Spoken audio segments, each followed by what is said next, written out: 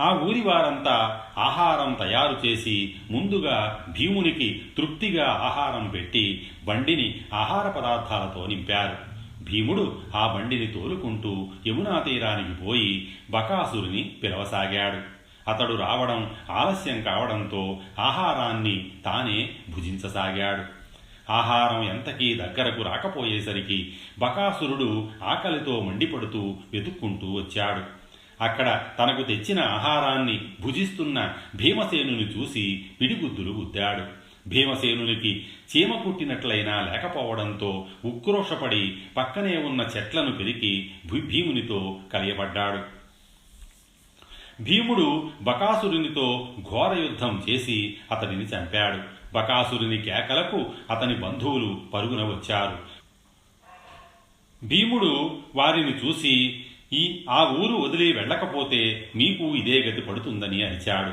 వారు భయపడి పారిపోయారు. బకాసురుని కళేబరాన్ని ఊరి పొలిమేరలో పడవేశాడు.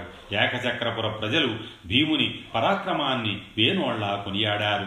ఇంటికి వెళ్ళి జరిగినది సోదరులకు కుంతీదేవికి చెప్పాడు. ఊరి ప్రజలు భీమసేనుడు సామాన్య బ్రాహ్మణుడు కాదని, మంత్రసిద్ధి కలవాడని అతనిని చూడడానికి తరలివచ్చారు.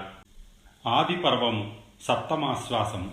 బకాసురుని వధ తరువాత పాండవులు కొంతకాలం ఏకచక్రపురంలో ఉన్నారు. ఒకరోజు ఒక బ్రాహ్మణుడు వారింటికి వచ్చాడు. ధర్మరాజు బ్రాహ్మణునికి అతిథి సత్కారాలు కావించి అతనితో, బ్రాహ్మణోత్తమ, మీరు ఏ ఏ దేశాలు తిరిగారు, అక్కడి విశేషాలు ఏమిటి అని అడిగాడు. అందుకు బ్రాహ్మణుడు ఇలా చెప్పాడు. నేను ఎన్నో దేశాలు చూశాను, కానీ ద్రుపద దేశాన్ని మించింది లేదు. ద్రుపద మహారాజుకు యజ్ఞగుండం నుండి పుట్టిన కుమార్తె ఉన్నది. ఆమె పేరు ద్రౌపది. ద్రుపదుడు ఆమెకు వివాహం చేయ నిశ్చయించాడు అని చెప్పాడు.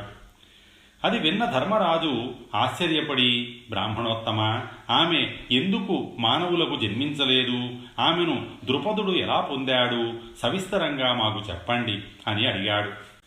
అందుకు బ్రాహ్మణుడు, ద్రుపదుడు ద్రోణుడు చిన్ననాటి మిత్రులు. ద్రోణుడు ద్రుపదునిచే అవమానించబడ్డాడు. ద్రోణుడు తన శిష్యులచే ద్రుపదుని తెప్పించి ప్రతీకారం తీర్చుకున్నాడు.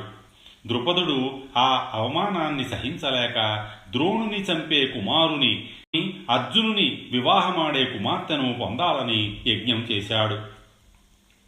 యజ్ఞం నుండి భయంకర శరీరంతో ధనుర్బాణాలతో ఒక పురుషుడు ఉద్భవించాడు. తరువాత అద్భుత సౌందర్యరాశి అయిన ఒక స్త్రీ వచ్చింది.